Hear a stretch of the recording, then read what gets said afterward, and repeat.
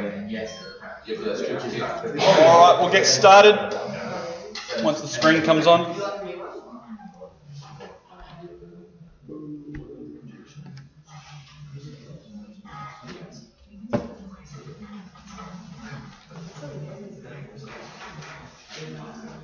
Alright, so this can really follow on. It's probably out of sync a little bit, but the lab we did on testing battery, trying to collect information, it's going to be based on that. So why are we testing? What are some things we can learn from it in order to actually become better at our jobs? So title, roles and principles of testing. So most of these we should be able to answer so far. So why do you test? Compare results, yeah. But why do you train? Yeah. If you don't test it, you'll never actually know. So what are some specific things we actually test for? Speed, agility, yeah, strength. So power. There's a whole plethora of physical capacities, and we want to test as many of those as possible, particularly the ones which are determinants of success in the sport. So every sport has different determinants of success, and they're the ones which take priority. Testing, when do you think of the appropriate time frames? It does depend on what sport, but yeah. No, there's some general. Yeah, so off season, yeah, pre-season, before competition. Yeah. It's less. Where do you reckon is going to be least important?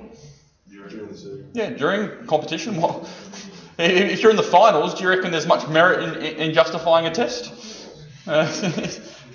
Particularly is when we test. It's normally at very high intensity capacity, so we've got to think about those fatigues. How do you choose one test over another? Efficiency? Yeah, you can justify over its efficiency. For example, you've got one test would be a gas analysis for looking at your VO2 max. Really accurate, not very efficient for time-wise and very expensive. So you can justify another test, like the beep test, in place of that for that reason. What else? Sport-specific, definitely. The ability to, I guess, recreate the test. Yeah, accuracy, reliability, validity. If they don't have those fundamentals, there's no point actually doing it. And looking at the process of testing, looking at trying to get methods in place for everything we do and follow those accordingly.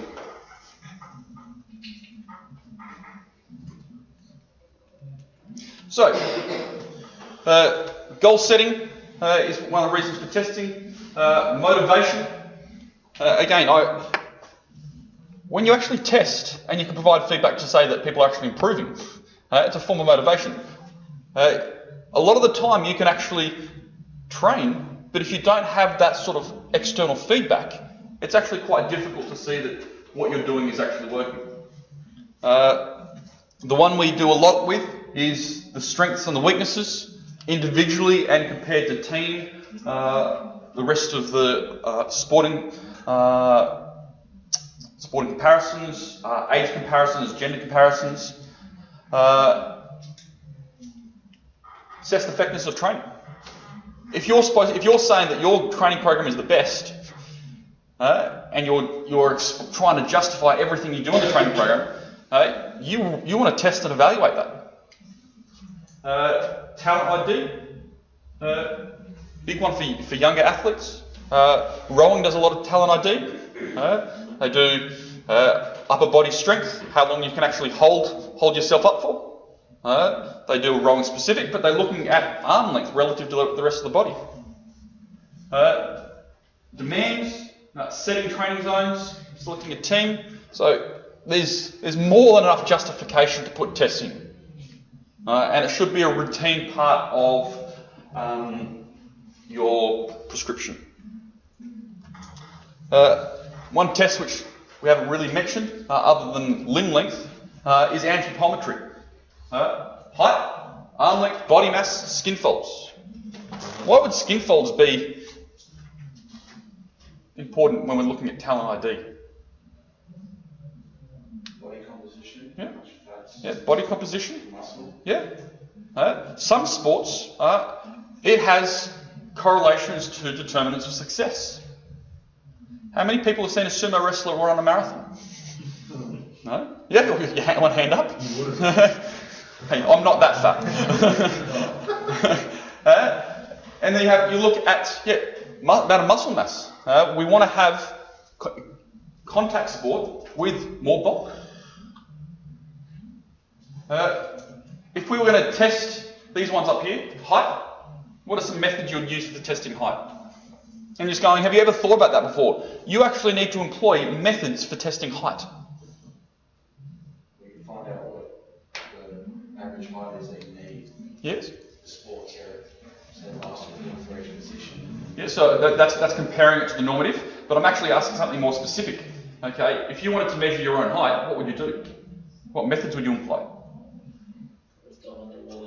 Yeah, so you can do it very simple, but okay, you're missing some crucial things. Now, there's a unit here called Applied Exercise Physiology, and there's a practical class. Now, one of the simple practical ones is they have to get their weight and height to calculate their BMI, and then classify that. And some people actually get marked down for measuring people's height. How could you get marked down for measuring someone's height incorrectly?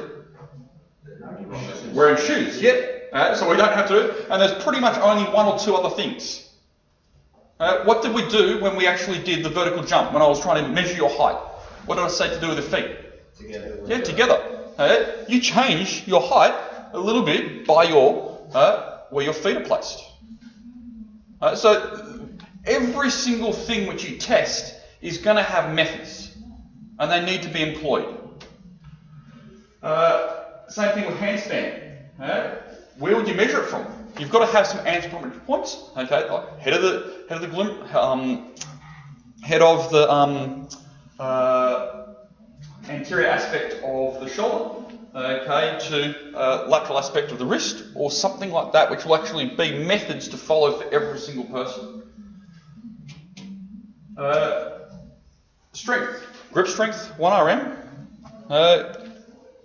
I've mentioned in the past, and we're going to make it into a lab. What are some principles which we try and employ for strength testing? So what are some principles which you need to employ when you're testing strength? What would be some methods which you would employ? So, one, make sure they're doing a warm-up first. We're not testing cold. Test cold, test warm, you get different results. There's no point testing cold on the first occasion. You do your training, but the next time you do the testing, you get them to warm up before they do it. Some of the benefits could simply be from the warm-up. Same equipment. Yeah, same equipment. Technique. Make sure the technique is consistent. And one of the things when we do strength testing, if someone's technique fails or is looking like it's not being done properly, we actually end the lift. Principles like depth. What depth do they have to get for every single one? How much time are they allowed in between each repetition? All this needs to be controlled. Otherwise, the test is useless. So what we're really saying with all these things here, every single test has methods with which you need to employ down to dotting the I's and crossing the T's. Power, vertical jump, running vertical jump, two very different types of tests. A cheap one you could do for power is standing jumps. You could do a 5-bound test on double leg, single leg. Speed, 20 metres. Speed's a hard one. Why would assessing speed be harder than most? It takes longer for everyone to get up to their max speed. Yeah, so we need longer time. Equipment. You can't do this with a stopwatch. You just don't have the sensitivity of the measure, so you actually need some expensive equipment. You can visually go, yeah, I think they're faster, but that's not going to help you do a pre-test, post-test effective training. So you need some specific equipment. agility. We did the 505 test. Anaerobic capacity.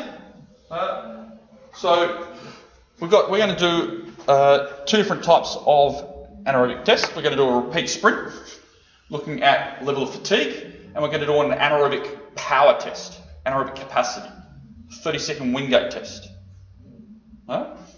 You all seem so happy. Well, don't worry, we'll make sure there's enough heat for it as well.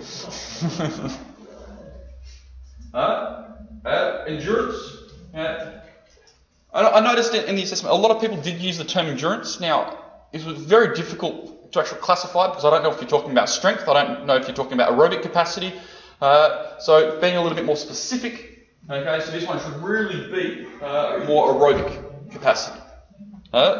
When you could do that with a beat test, 3K run, as long as we've got the right method. So there's always plenty of tests to choose. So there's a whole heap of tests to choose. What makes you choose one test over another? And I've asked this before. You're always going to have a reason. It doesn't always have to be the very best test. And as we said, gas analysis is the very best. We should all be trying to do as the best as much as we can. But if that's not feasible, cost-effective, time-efficient, available, then we're not being able to do it. I mean, think about it. If you were always going to do the gold standard test, most of the gold standard testing isn't actually available to us. So we've actually got to make some compromises and choose the next best thing. But whenever you prescribe, whenever you test, you need to be able to justify it. And flexibility, I mean, you've got some sit and reach one there as an example. So this is an AFL draft camp sort of testing battery. But you've also got individual flexibility tests for particularly hip flexors, hamstring, calf, etc.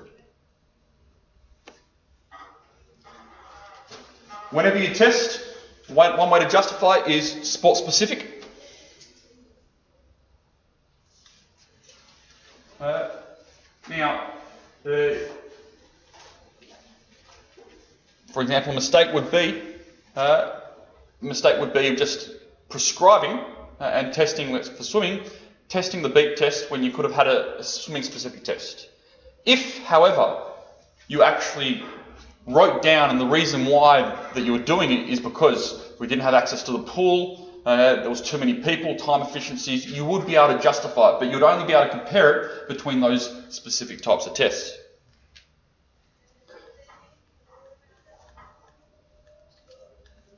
So, some of the things that we want to look at following. We always get anthropometry measurements, so you get your height, weight, gender, age. We always pretty much start with that as our baseline. We can go a little bit more detailed. We nearly always test some form of strength or power or endurance depending on the sport specificity. Motor abilities are a little bit more difficult to assess. Psychological through questionnaires. Anthropometrist is the fundamental which we always start with.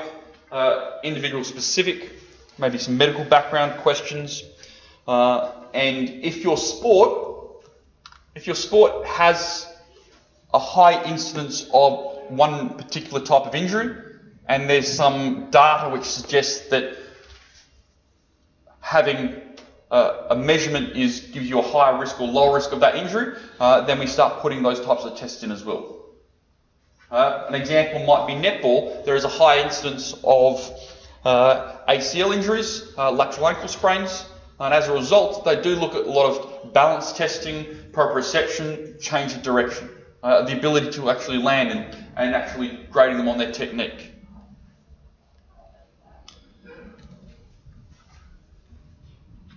So,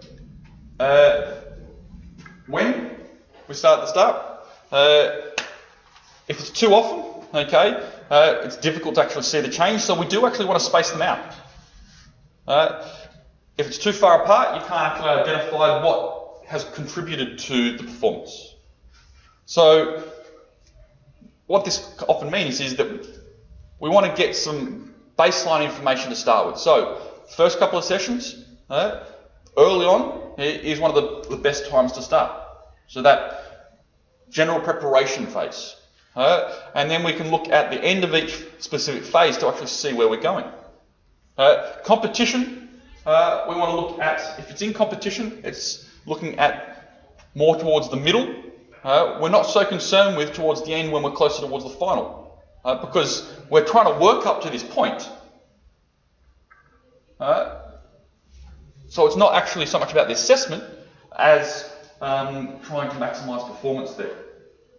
We also have some testing done post-season before we go on the transition. So we want to make sure that we know what we have as a capacity so we can actually monitor to see if anything's declined too much. So, testing. Before and after each phase is ideal. Minimum time frame suggested to be somewhere between 6 weeks. I tend to be a little bit more flexible with this depending on the length of your mesocycle and your specific goals.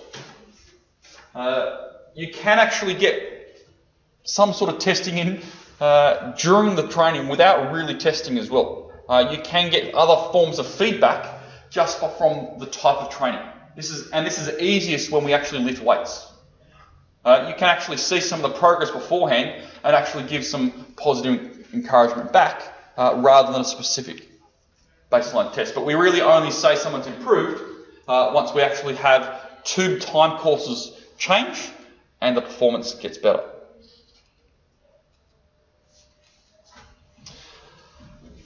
Test validity.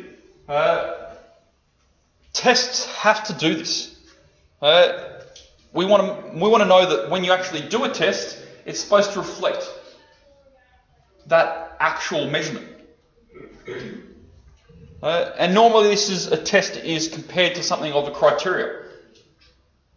Now, the easiest one to understand a little bit about validity is scales. I asked about methods for measuring height. What would be some methods with which you need to follow for measuring body weight? Same scale. Yeah, so same scales. Yeah. Anything else? So clothes. So ideally, like when we do the lab today, we want to make sure that we're measuring ourselves pretty much the same as last week. So most of our clothes off as much as we can. Same time. Yeah. Same time. It can have some influence on it. Yeah. So you're trying to control for as many factors. Like imagine we were actually doing testing, and we had one test occasion like we did last week. Normal environment. Next testing occasion, we want to see if we've improved. We've done no training, but the temperature now in the room is over 30 degrees. You can't actually compare the two. Now, so you've got same scales, but what if those scales aren't calibrated properly? And that happens all the time. You jump on a scales at the gym, you're going, woohoo! Get home, you're going, oh, bugger. They're both giving you different results. How do you know which one to trust? So you need to be able to assess the accuracy of the equipment as well. So you might need to make sure that if we are going to compare changes in weight, or we might use the same scales, that could be looking at change. But if you want to know actually that the scales are correct, we might need to be able to calibrate them or compare them to a criteria.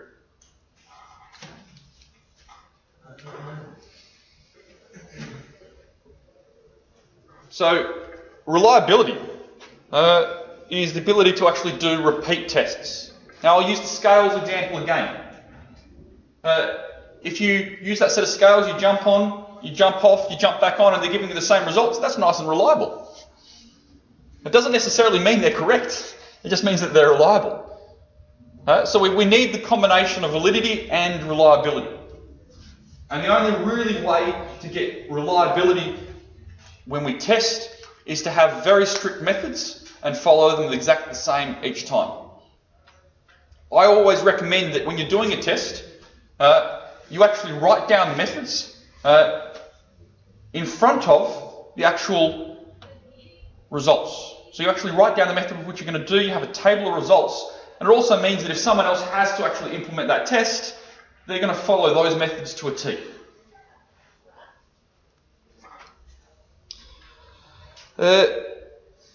You have, in sports science, we actually have a laboratory assurance scheme, and part of the reason for that in Australia is to make sure that when we do tests, that they are going to be both valid and reliable.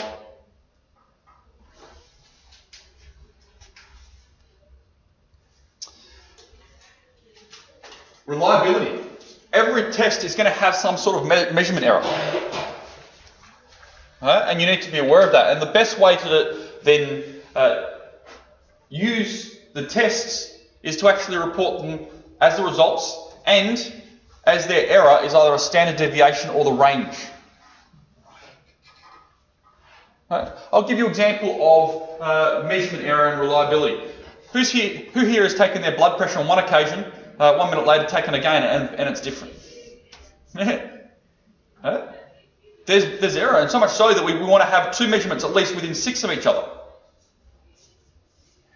So here, shuttle run, we've got about 3%, skin folds 2%, 2% if you're actually trained at doing it properly. One of the reasons we try and minimise the use of skin folds a lot is because if it's someone who's untrained doing the actual skin fold assessment, that measurement error is going to be a lot higher. And it can be as high as 5, 7, 10%. If you're trying to see the difference between someone with 4% body fat, 5% body fat, but your measurement error is a lot higher, there's no point in actually being able to do the test. We need something which is going to be more accurate. 505 agility actually is quite high, 3.5% reliability between tests. It also means that you can't really say that someone has actually improved until they get past 3.5% improvement. Because it could just come down to differences in method error, reliability error. VO2, less than 3, ventilation, less than 5, heart rate around 2, so that's pretty good, less than 2. Lactate, 15%. So you now need to look at these things and actually go, oh, okay, I've got an improvement. Is it more than this method error? Can I actually say you've improved? And the best way to do that is to write the results down, write this as a standard deviation in error. As that TEM there stands for the technical error of measurement. And then write the results down as a range, plus or minus that range. And then you'll actually get better use of that information.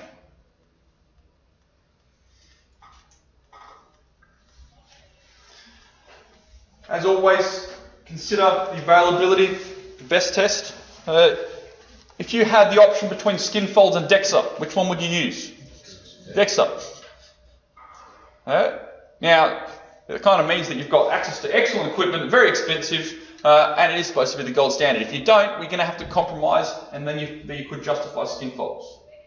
So you've got to factor all those things in. Whenever you do a prescription, you basically go through this whole thing again. Is it the best test? If it's not, why am I justifying something else? Protocols need to be available. You need to be able to write those down, read them, and be able to repeat them on more than one occasion. Time of the day affects it, surface, temperature, previous meal, motivation, all these things need to be factored in.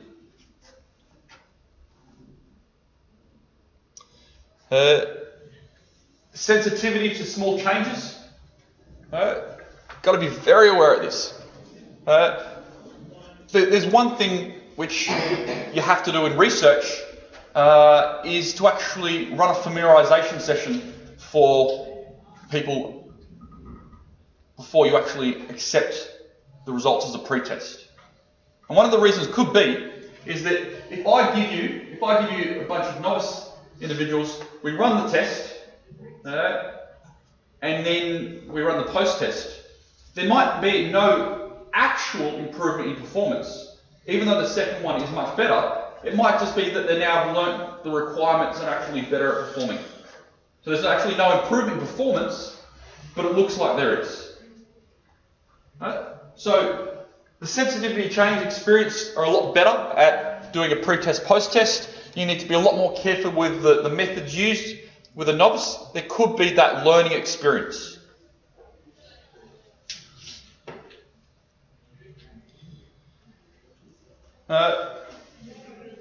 So training status does help with the reliability of the testing occasions.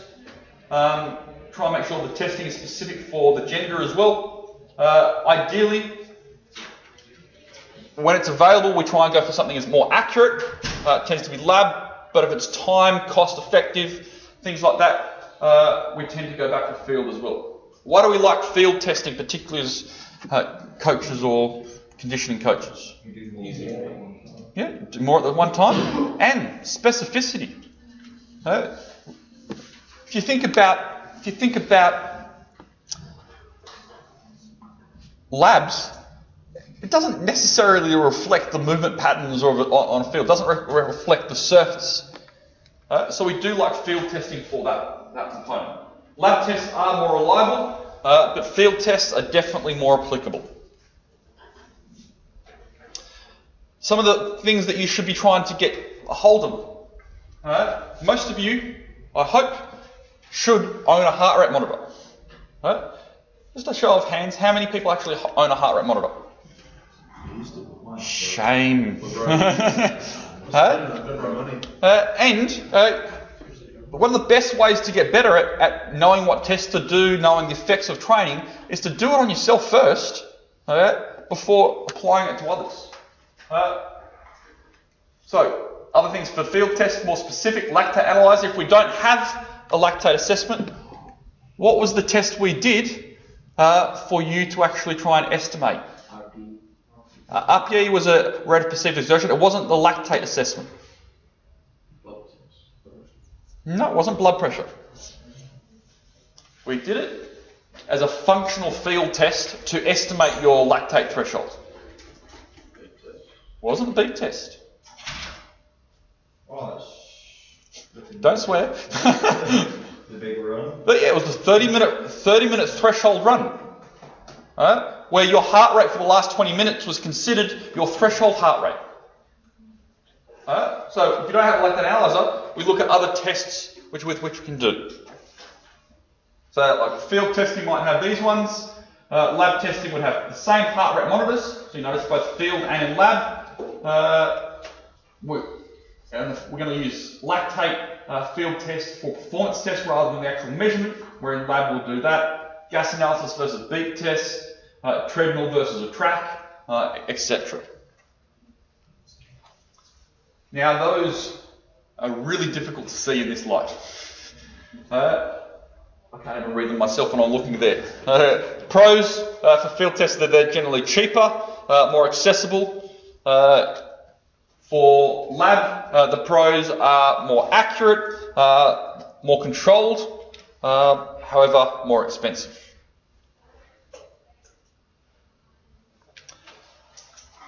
Other things to consider for error. So now you've got the methods down, and we still have to factor in more things.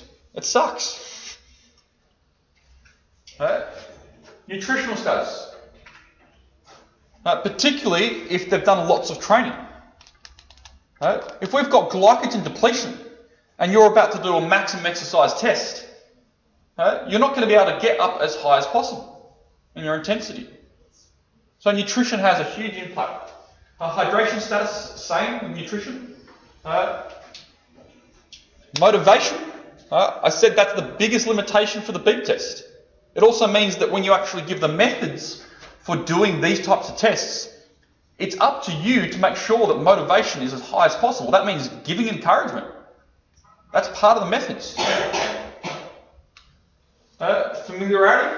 We don't want someone getting better results simply because they're more familiar with a test. We want them getting better because it's a change in performance. Training status affects the ability to implement tests. Someone who's not trained won't actually have that familiarity as well. Obviously being able to have the correct feedback, best assessments So like timing lights over stopwatch. Things to minimise testing error, timing, same time. That they've had familiarisation with it, that you give encouragement when there's motivation required, that you standardise a warm-up. So you even need to go down to the length of time you spend warming up, because you don't want one time they spent 5 minutes, the second time they spent 45 minutes and they're fatigued, because you're going to affect the results. So you need to even standardise down to that level. Who the tester is. Do you know when they actually report research, they go, is it inter-tester or intra-tester reliability? You actually have to report if it's different people testing, because they want to make sure that is the tester actually influencing the results, and that's why all these things need to be covered. Is the equipment calibrated? And making sure you're controlling for the environmental conditions, humidity, temperature, etc. That's why labs tend to be quite nice, because they're normally climate controlled. And all these things, if you factor in all these things, we could say that the tests are resulting from a change in performance, not just from testing error. So we covered this one as well. Testing order, ideally we want non-fatiguing tests first. We then want more power-based, more specific tests after that. So particularly the ones which are ATP PC dominant. So that's jump test, agility, and then we're moving to, particularly as these ones have more technique, they go up the ladder. The more technique focused they are, the more they move up to the start, the less technique focused they move more towards the end. Endurance towards the end, and things like aerobic capacity ideally towards the very end as well. Having said that, it's always up to you to be able to justify if you want to change the order. But if you're going to change the order, what would you need to do in a testing battery on retest occasions? Keep it the same. Stay consistent. Ideally, when you have a testing battery, how many minutes as a minimum do we need between each set? Yep, but ideally, when we look at these top ones up here, we want a minimum of 2, ideally 5, particularly when it's coming down to maximum strength and power. All right, thank you. I'll see you in the hot lab.